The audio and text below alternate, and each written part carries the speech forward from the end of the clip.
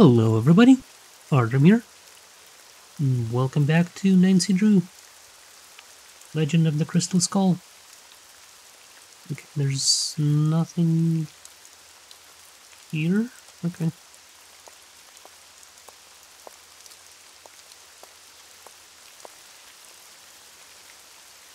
Uh.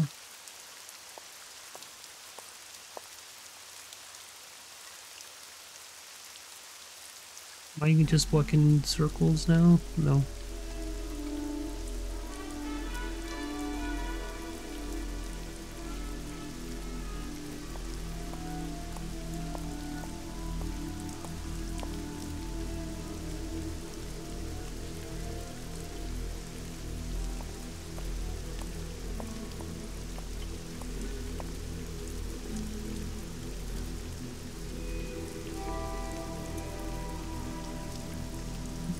Not seeing anything.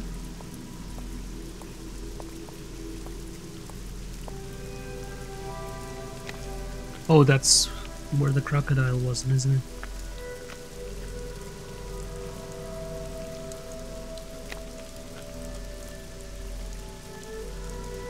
There's a boat. I'm guessing I'm here before I'm supposed to be.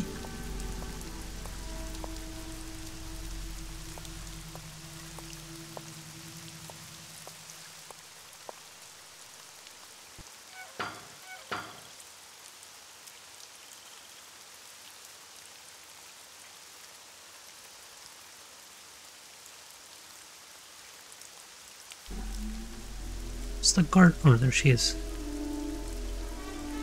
Nancy, welcome to my little lantern-lit corner of the world.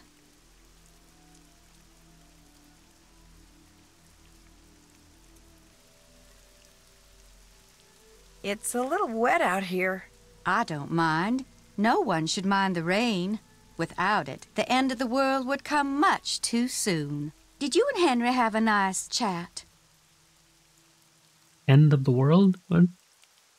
We talked. Henry's a very morose, very negative young man. Very cunning, too. In fact, I'm fairly certain that he's been selling off Dr. Bolay's belongings on the sly. He's very negative. You were just talking about the end of the world there. If the rain stopped or something. Won't all of Dr. Bolay's belongings go to Henry anyway? Absolutely not. According to Dr. Bolay's will, Henry is to get 30% of the estate. Dr. Bolay's physician, Gilbert Buford, gets 30%. Our Lady of Route 57 School of Dentistry and Cosmetology gets 30%. And I am to receive 10%.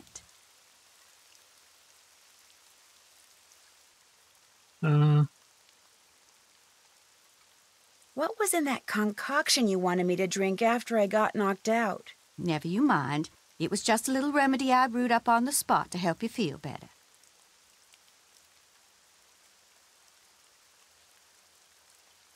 If you don't like Henry that much, how come you're still here? I'm here because Dr. Bolay paid me in advance, and I always fulfill my obligations. Have you ever seen this before? I found it by that scale model of the cemetery that's inside the house. It's a mystery to me. I suggest you ask Henry. He leaves things lying around all the time. I guess he figures I won't notice amid all the other clutter. But I do. I notice everything. How else may I be of service to you? What can you tell me about the painting that's missing from the frame in the gallery? Very little, I'm afraid. I didn't notice the picture was gone until after the reception following Dr. Bolay's funeral. I cannot even tell you what it was a picture of. If you don't mind my asking, what's in that little pouch you wear around your neck? Things. Secret things. Things that give me special talents when special times demand them. People usually laugh when I say this, but this pouch is my connection to the energy that powers the universe. Oh. Well, at least you didn't laugh. Whose boat is tied up down there where the bayou comes up to the cemetery? Do you know? That would be my boat. Comes in very handy when I need to forage for certain swamp-dwelling plants. Nice talking to you. One more thing. I, too, have seen the skeleton man. After Dr. Bolay passed, that night, I saw him in the hallway. He was there, then he was gone. So you best be careful, Nancy Drew, because if it was Mr. Death, and I truly think it was, he's come back. Yeah. What's this? That's a shovel with a skeleton hand for a handle. Hello again. Nice talking to you. Take care, hon. What am I supposed to do now? Let's check this.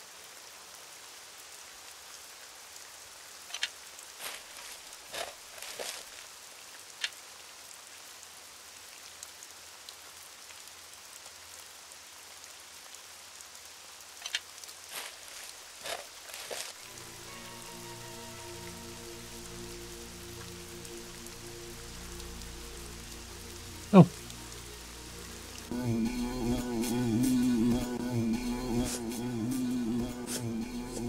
What am I doing?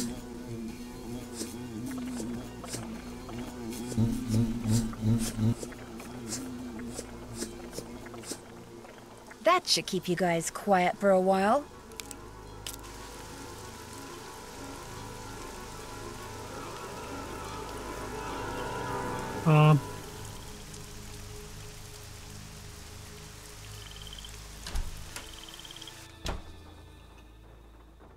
We got a kumquat? I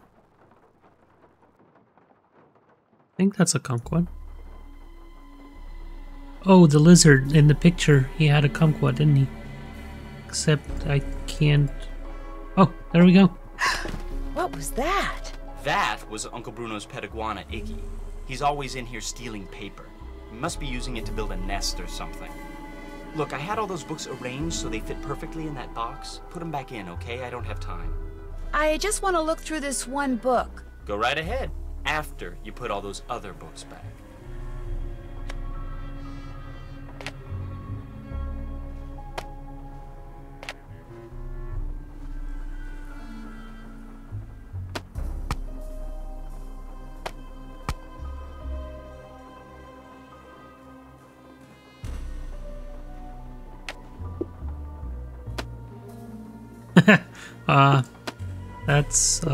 That's cool.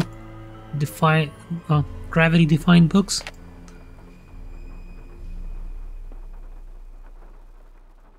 Can I fit you in here? No.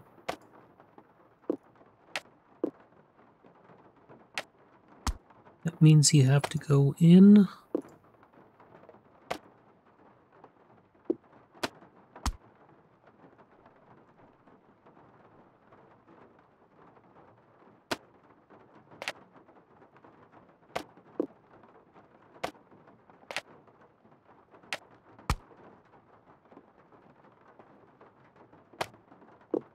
I wish I remembered what they looked like before I started this.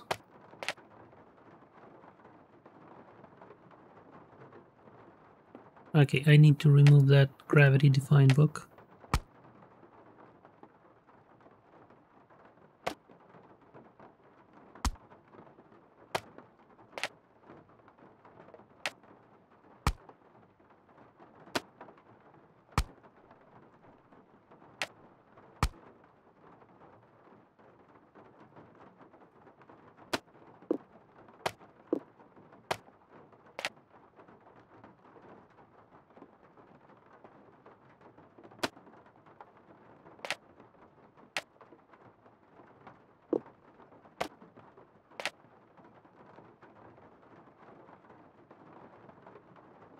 Hmm.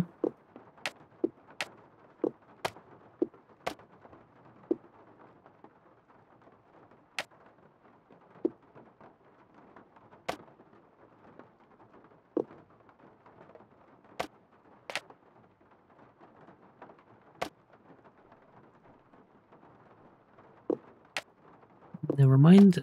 I think that...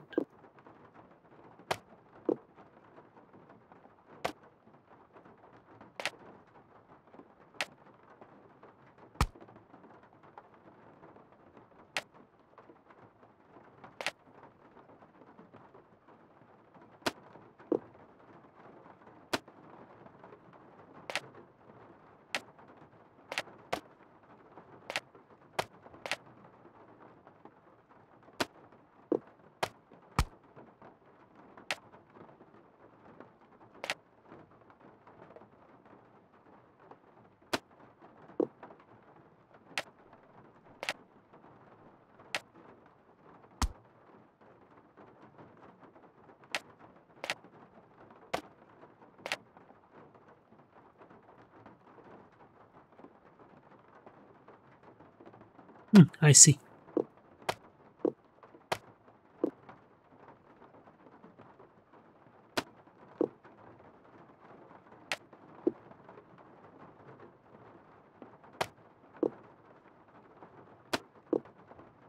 Ah.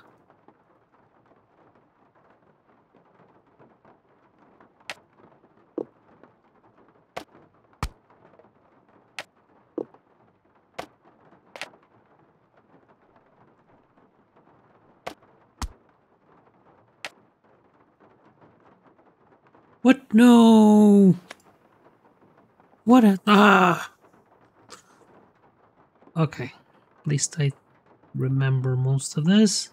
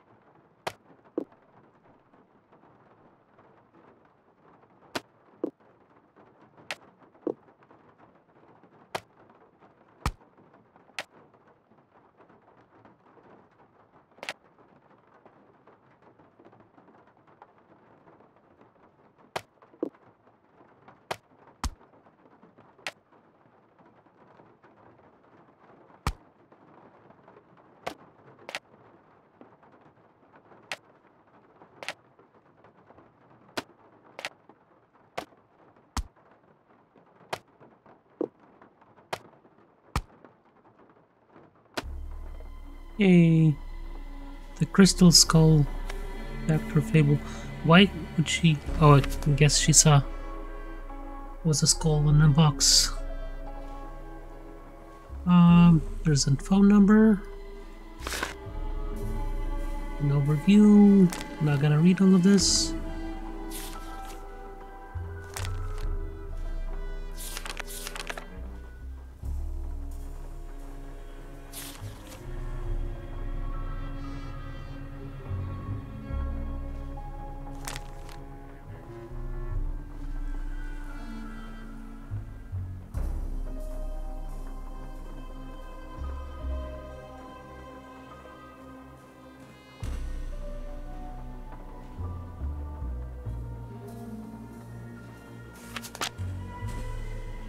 Okay, what was this? Piece of paper? Some kind of cipher?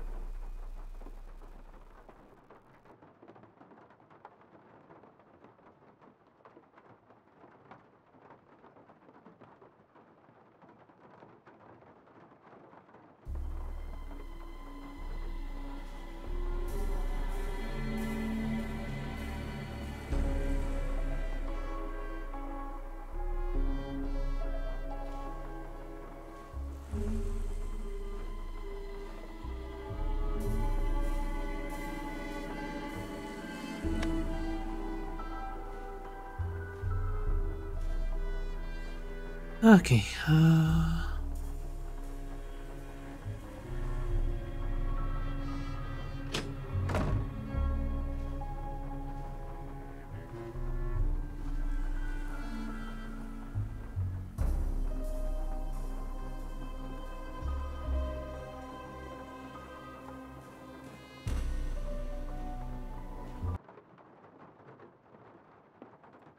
Okay, I don't think I have any other clues. What was the other thing that we found in that book? A phone number? You probably should call... Oh, yeah.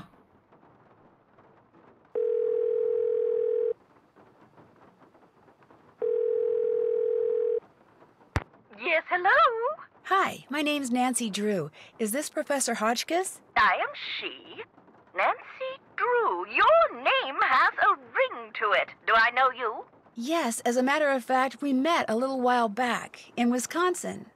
Oh, yes. You were the delightful young lady doling out the samples in the tasting room of that cheese factory. Yum, yum. No, I met you at Wickford Castle. That's ridiculous. There was no cheese tasting room at Wickford Castle. No, we were both guests there. I found a journal written by Marie Antoinette which you translated. Remember? Thanks to you, suddenly all I can think about is how wonderful a nice big slab of Colby cheese would taste right now. Listen, Mandy, I'm on a deadline, so if you could please just tell me why you called. But my name isn't... Deadline! Let's cut to the chase, shall we? Chop, chop. This character is, all I can say is, Did a man from New Orleans named Bruno Bollet ever call you? Ah, now there's a name you can remember. Bollet. Nice and French. I'm a scholar of French history, you know. Yes, I know. So did Bruno Bollet call you? Indeed he did. Oui, oui. Why did he call, if you don't mind my asking? Because he had read my book, of course. The Crystal Skulls. Fact or fable, one of my best efforts. Sold like hotcakes, smothered in a rich, tangy lemon sauce. Did he say anything about owning one of the skulls himself? I would have hung up on him straight away if he had. I tell you, Brandy, if I had $1 for every crackpot who's called claiming to own one of those skulls, I'd be able to dine at the Russian tea room every evening for the rest of my life. All right, that's a bit of hyperbole, but you get the picture. No. If memory serves, we talked mostly about the skull called the Whisperer. He wanted to know if I had learned any more about it since my book was published, which I hadn't, or if I had any theory as to what happened to it, which I didn't. And that was the extent of your conversation? Well, now, let me think. My, such insatiable curiosity, Nellie. You remind me of someone I encountered on one of my journeys. But for the life of me, I cannot remember her name or the circumstances. Nancy Drew? Wickford Castle? Ah! The eyes have it. I'm sorry? That's what Bruno Bollet said when I turned the tables and asked him if he had any idea where the Whisperer was. He said, the eyes have it. Then he chuckled and hung up. Oh, is that the reference to the eyeballs we're collecting?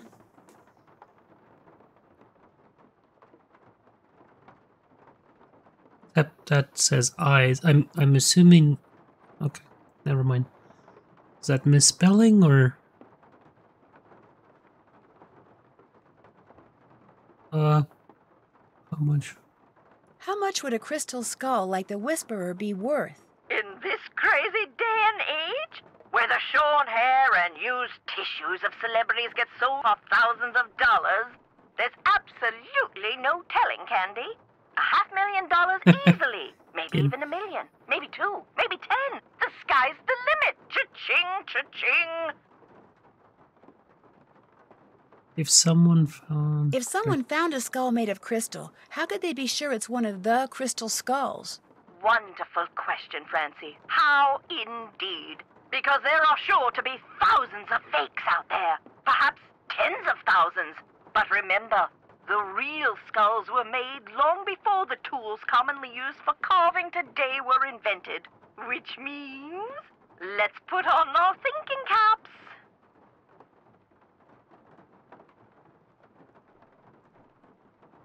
If tests show that a skull is only a couple of 100 years old, then it's a fake? Ah, would that crystal contained carbon, because if it did, carbon dating could be used to determine its age, much like carbon dating is employed to determine the age of bones and religious relics. But what is crystal? Quartz. What is quartz? Silicon dioxide. No carbon. No carbon, no carbon dating. No, to determine a crystal skull's authenticity, you must examine it for marks left behind by modern-day tools. Mind you, the marks on a good fake would be microscopic and thus imperceptible to the human eye. However, any thorough laboratory analysis would quickly unmask a counterfeit. So the only way to prove that a skull is the real deal is by proving it's not a fake? And by examining its provenance, its history of ownership. If it can be shown that a particular specimen has been passed along from antiquity into modern times and didn't just suddenly appear in, say, Germany in the mid-19th century, that would tend to support its authenticity as well. In your book, you said that all the people who've ever owned the Whisperer were murdered, yet Bruno Bolet dropped dead of a heart attack.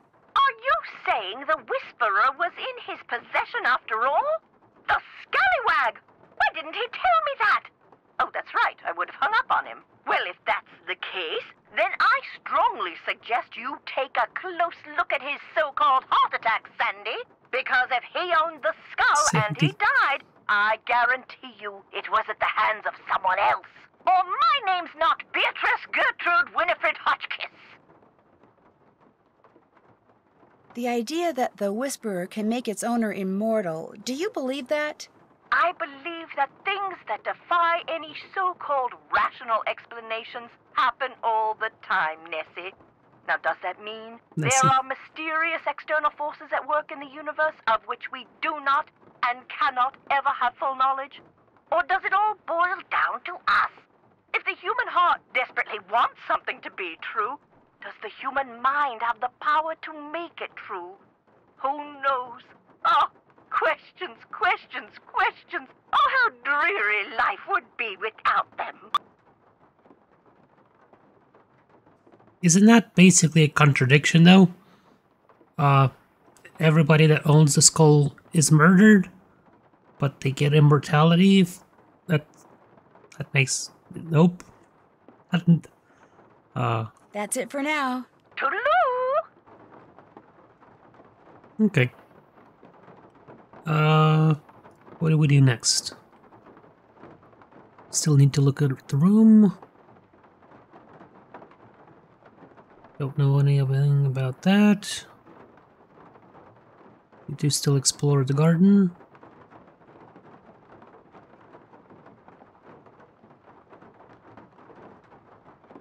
I already asked him though. All done. Oh. I didn't. Did that. Can't check that off yet. I haven't done that. Still have to do that. All done. I haven't done that. All done. Still have to do that. Still have to do that. Okay. So what do we have? Figure out what's up with those fake books. Can't do that till I find the clue. Explore every inch of the garden. Still need to do that.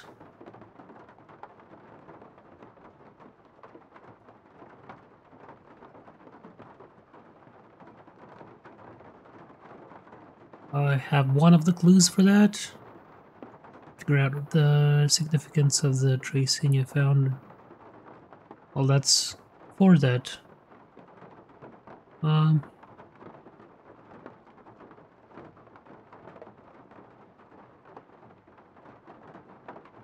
Need to figure out what time we need to set on that clock. I'm assuming that's a puzzle.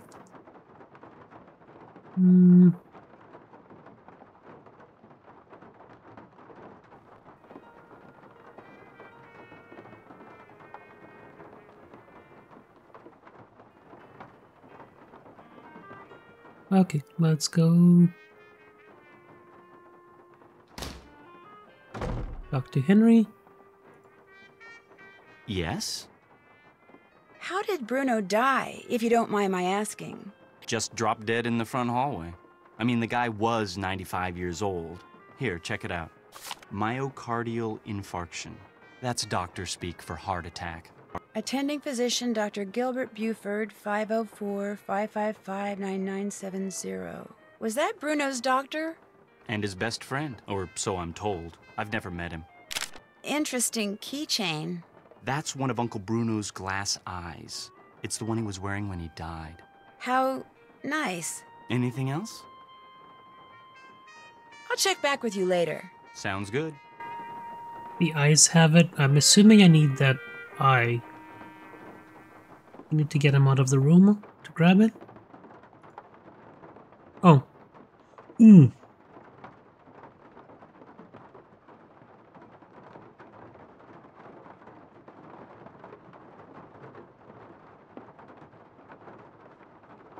Wait, what is... Ah, what happened?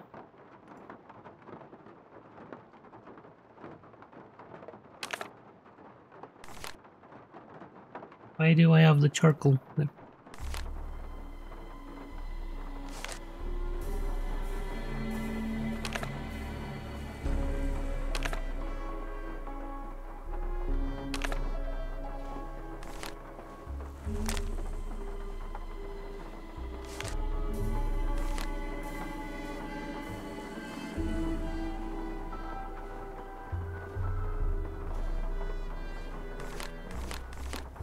I'm guessing that's a solution to a puzzle.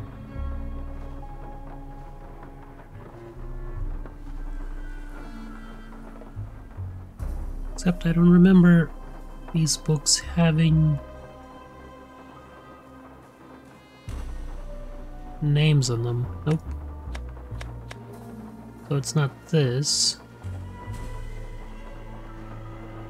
Okay. I think I got the number for the doctor, didn't I? Well, I guess I can't call with the other person in the room. Okay.